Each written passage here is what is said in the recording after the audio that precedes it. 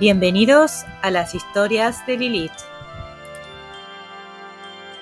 Bienvenidos a todos, estamos acá ya en el capítulo número 7 de Peter Pan.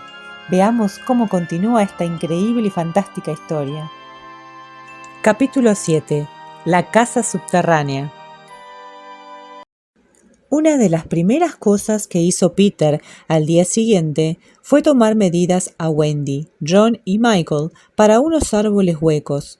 Recordaréis que Garfio se había burlado de los chicos por creer que necesitaban un árbol por persona, pero lo hizo por ignorancia, ya que a menos que el árbol se adecuase a las medidas de uno, costaba subir y bajar y no había dos chicos que fueran exactamente del mismo tamaño.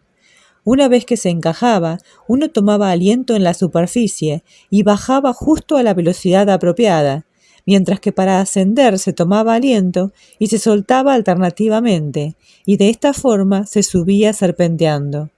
Naturalmente, cuando uno domina el asunto, se puede hacer estas cosas sin pensarlas, y entonces nada resulta más elegante. Pero sencillamente hay que encajar, y Peter le toma a uno medidas para el árbol con tanto cuidado como para un traje. La única diferencia es que las ropas se hacen para que le encajen a uno, mientras que uno tiene que estar hecho para encajar en el árbol. Por lo general es muy fácil hacerlo, por ejemplo poniéndose muchas ropas o muy pocas, pero si uno abulta en lugares poco apropiados o si el único árbol disponible tiene una forma extraña, Peter le hace a uno una serie de cosas y tras eso uno encaja. Una vez que se encaja, hay que tener mucho cuidado para seguir encajando, y esto, según iba a descubrir Wendy encantada, mantiene a toda una familia en perfectas condiciones. Wendy y Michael encajaron en sus árboles al primer intento, pero a John hubo que alterarlo un poco. Tras unos cuantos días de práctica podían subir y bajar con la facilidad de unos cubos en un pozo. Y cómo se encariñaron con su casa subterránea, especialmente Wendy. Consistía en una estancia grande, como deberían tener todas las casas, con un suelo en el que se podía cavar si se quería pescar, y en este suelo crecían gruesos hongos de lindos colores que se empleaban como taburetes. Un árbol de nunca jamás se esforzaba por crecer en el centro de la habitación, pero todas las mañanas cerraban el tronco a ras del suelo. Hacia la hora del té siempre tenía medio metro de alto, y entonces colocaban una puerta sobre él, con lo cual aquello se convertía en una mesa. Tan pronto como lo juntaban todo, volvían a cerrar el tronco, y así tenían más espacio para jugar.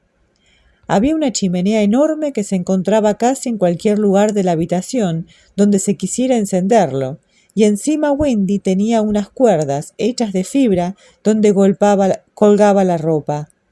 De día la cama se dejaba apoyada contra la pared y se bajaba a las 6:30, momento en el que ocupaba casi media habitación y todos los chicos menos Michael dormían en ella, como sardinas en lata.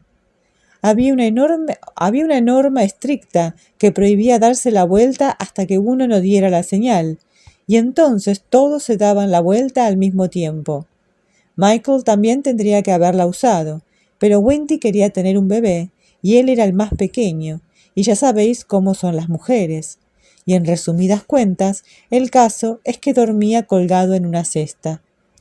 Era un lugar tosco y sencillo, no muy distinto de lo que unos osesnos habrían hecho con una casa subterránea en las mismas circunstancias. Pero había un hueco en la pared, no más grande que una jaula de pájaro, que era el apartamento privado de Campanita. Se podía aislar del resto de la casa mediante una cortinita, que Campanita, que era muy quisquillosa, siempre tenía echada al vestirse o desvestirse. Ninguna mujer, por grande que fuera, podía haber tenido una combinación de tocador y dormitorio más exquisita. El diván, como lo llamaba ella siempre, era un auténtico reina mab, de patas gruesas y cambiaba las colchas según las flores de temporada de los árboles frutales. Su espejo era un gato con botas, de los que sepan los anticuarios del mundo de las hadas, solo quedan 3, sin desperfectos. El lavabo era un molde pastelero reversible, la cómoda un auténtico encantador 16 y la alfombra y las esteras de la mejor época, la primera, de Marjorie y Robin. Había una araña de Tiddlywinks, por cuestión de efecto, pero naturalmente ella misma iluminaba la residencia. Campanita menospreciaba mucho el resto de la casa, como realmente quizá fuera inevitable, y su aposento, aunque lindo, tenía un aire bastante engreído, de permanente desprecio. Supongo que todo aquello le resultaba especialmente cautivador a Wendy, porque esos alocados chicos suyos le daban muchísimo que hacer. Realmente había semanas enteras en las que, salvo quizá con una media al atardecer, nunca subía a la superficie. Os aseguro que la cocina la mantenía atada a las cacerolas. Su comida principal era torta de frutas, patatas, cocos, cerdo asado, frutos de mamey, rollos de tapa y bananas. Todo ello remojado con jugo de papaya, pero nunca se sabía exactamente si habría una comida real o simplemente una fantasía. Dependía del humor de Peter. Él podía comer de verdad, si eso era parte de un juego, pero no podía atiborrarse solo por el placer de sentirse atiborrado, que es lo que más les gusta a la mayoría de los niños. Detrás de eso, lo que más le gusta es hablar de ello. La ficción le resultaba tan real que durante una comida de ese tipo se podía ver cómo se iba llenando.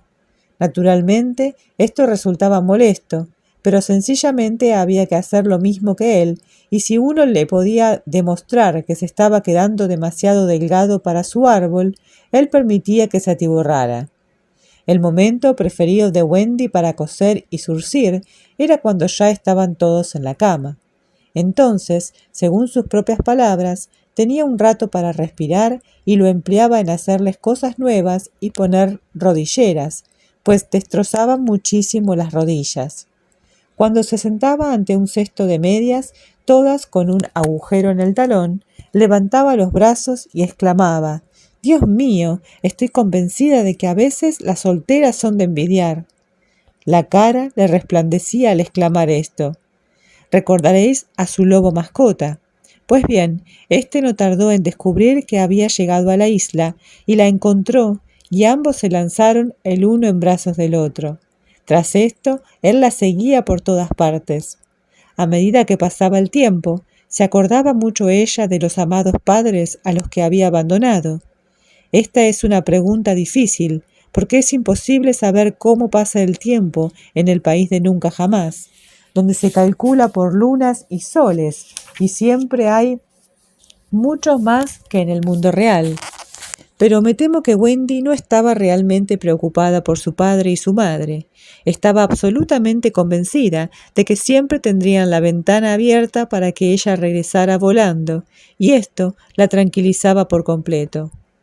Lo que a veces la inquietaba era que John se acordaba de sus padres difusamente, como unas personas a las que hubiera conocido en otra época, mientras que Michael estaba bien dispuesto a creer que ella era su madre de verdad. Estas cosas la asustaban un poco, y con el noble deseo de cumplir con su deber, intentaba grabarles su antigua vida en la cabeza, poniéndoles exámenes sobre ello, que se parecían lo más posible a los que ella hacía en la escuela. A los demás chicos esto les parecía interesantísimo, y se empeñaron en participar. Se hicieron pizarrines y se sentaban alrededor de la mesa, escribiendo y pensando con ahínco en las preguntas que ella había escrito en otros pizarrones, y les había ido pasando. Eran preguntas de lo más normales. ¿De qué color eran los ojos de mamá? ¿Quién era más alto, papá o mamá? ¿Mamá era rubia o morena? Contestar las 3 preguntas si es posible. A. Escribir una redacción de no menos de 40 palabras sobre cómo pasé mis últimas vacaciones, o comparación del carácter de papá y mamá. Hacer solo una de las dos. O 1. Describir la risa de mamá. 2. Describir la risa de papá. 3. Describir el vestido de fiesta de mamá. 4. Describir la perrera y a su ocupante. Eran simplemente preguntas corrientes como estas, y cuando uno no sabía contestarlas, había que hacer una cruz y realmente era horrible la cantidad de cruces que hacía incluso John. Por supuesto, el único chico que contestaba todas las preguntas era Slightly, y nadie tenía mayores esperanzas de sacar la mejor nota, pero sus respuestas eran absolutamente ridículas, y en realidad sacaba la peor. Algo muy triste. Peter no concursaba. Por un lado despreciaba a todas las madres excepto a Wendy, y por otro era el único chico de la isla que no sabía ni leer ni escribir, ni la más mínima palabra. Él estaba por encima de ese tipo de cosas. Por cierto, las preguntas estaban todas escritas en pasado. ¿De qué color eran los ojos de mamá? Etcétera. Es que a Wendy también se le había ido olvidando. Las aventuras, claro está, como veremos, ocurrían todos los días, pero hacia esta época Peter se inventó, con ayuda de Wendy, un juego nuevo que lo tenía fascinadísimo, hasta que de pronto dejó de interesarse por él, cosa que, como ya os he dicho, era lo que siempre ocurría con sus juegos. Se trataba de fingir que no corrían aventuras, de hacer lo que John y Michael habían estado haciendo toda su vida, quedarse sentados en taburetes lanzando pelotas al aire, empujarse, salir a dar paseos y volver sin haber matado ni un oso gris. Ver a Peter sin hacer nada en un taburete era todo un espectáculo. No podía evitar tener aire de solemnidad en tales ocasiones. Estar sentado sin moverse le parecía una cosa muy cómica. Se jactaba de haber ido a dar un paseo por el bien de su salud.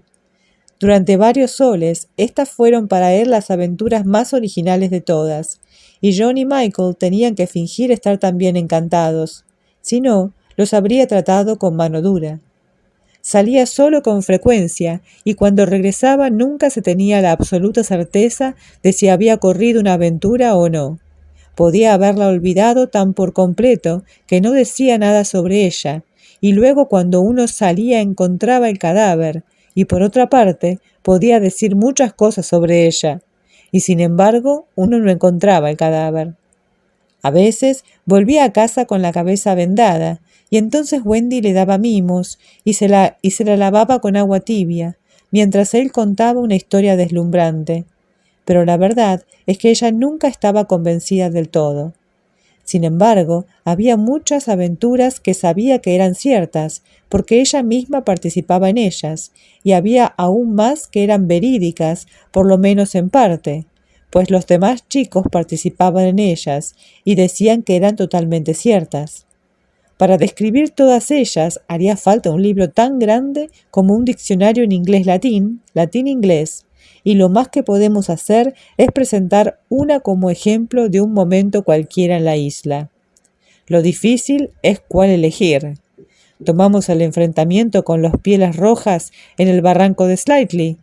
Fue un asunto sanguinario y especialmente interesante por mostrar una de las peculiaridades de Peter, que era que en medio de la refriega de repente cambiaba de bando. En el barranco, cuando la victoria todavía no estaba decidida, inclinándose a veces hacia un lado y a veces hacia el otro, gritó: «Hoy soy indio. ¿Tú qué eres, Totus?» Y Totus contestó: «Indio. ¿Tú qué eres, Nibs?» Y Nibs dijo: «Indio. ¿Tú qué eres, gemelo?» Y así sucesivamente, hasta que al final todos eran indios, y por supuesto, esto habría acabado con la pelea si no fuera porque los auténticos indios, fascinados por los métodos de Peter, aceptaron ser niños perdidos por esa vez, y por ello todos se lanzaron al ataque de nuevo, con más fiereza que nunca. El resultado extraordinario de esta aventura fue que... Pero aún no hemos decidido si esta es la aventura que vayamos a contar. Quizás una mejor sería el ataque nocturno que los Pieles Rojas lanzaron sobre la casa subterránea, cuando varios de ellos se quedaron atascados en los árboles huecos y hubo que sacarlos como si fueran corchos. O podríamos contar cómo Peter le salvó la vida a Triguilla en la laguna de las Sirenas, y de esta forma la convirtió en su aliada. O podríamos hablar de ese pastel que hicieron los piratas para que se lo comieran los chicos y perecieran, y de cómo lo fueron colocando de lugar apropiado en lugar apropiado. pero Wendy siempre lo apartaba de las manos de los niños, de modo que acabó por perder su suculencia. Se puso duro como un pedrusco, fue empleado como proyectil y Garfio tropezó con él en la oscuridad. O pongamos que hablamos de los pájaros que eran amigos de Peter, especialmente del ave de nunca jamás, que hizo su nido en un árbol que colgaba por encima de la laguna, y de cómo el nido cayó al agua y el ave siguió sentada sobre los huevos, y Peter dio órdenes para que no fuera molestada. Esa es una historia bonita, y al final muestra lo agradecido que puede ser un pájaro. Pero si lo contamos, también tenemos que contar toda la aventura de la laguna, cosa que realmente sería contar dos aventuras en vez de una. Una aventura más corta e igual de emocionante fue el intento de Campanita, con ayuda de unas hadas callejeras, de trasladar a la durmiente Wendy al mundo real en una gran hoja flotante. Por suerte, la hoja se venció y Wendy se despertó, creyendo que era la hora del baño, y regresó a nado. O también podríamos escoger el desafío de Peter a los leones, cuando trazó un círculo alrededor de sí mismo en el suelo con una flecha y los desafió a que lo cruzaran, y aunque esperó durante horas, mientras los demás chicos y Wendy observaban sin aliento desde los árboles, ninguno de ellos se atrevió a aceptar el reto. ¿Cuál de estas aventuras elegiremos? Lo mejor será echarlo a cara o cruz. He lanzado la moneda y ha ganado la laguna. Esto casi le hace a uno desear que hubiera ganado el barranco, o el pastel, o la hoja de Campanita. Claro que podría volver a hacerlo 3 veces más y elegir la aventura que se repitiera. No obstante, quizá lo más justo sea quedarse con la laguna. Y este es el fin del capítulo 7. Espero que les haya gustado. En este país de nunca jamás, nunca terminan las aventuras. Mañana continuamos con el capítulo 8, así que no se lo pierdan. Muchísimas gracias por acompañarme. No se olviden de dejar likes y comentarios y por favor suscríbanse para recibir más notificaciones de fantásticos cuentos. Hasta mañana.